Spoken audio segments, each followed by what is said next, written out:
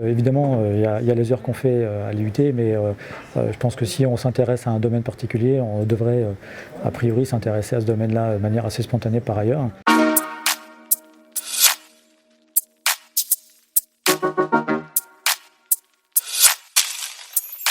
Un étudiant de GE2I doit être curieux. Premièrement, doit être très curieux. Curieux, puisqu'il faut s'intéresser un peu à ce qu'il y a autour de soi. Curieux.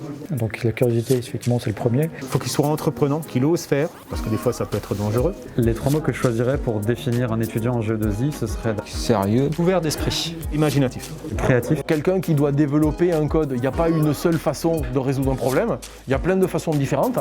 Et donc si la créativité est importante.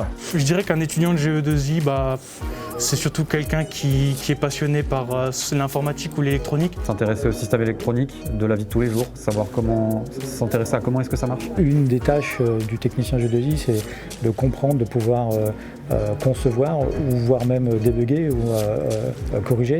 Aussi voir dans les PC comment fonctionne un PC, ce qu'il y a dans les cartes mères ou les processeurs. Et ensuite, je dirais aussi attentif.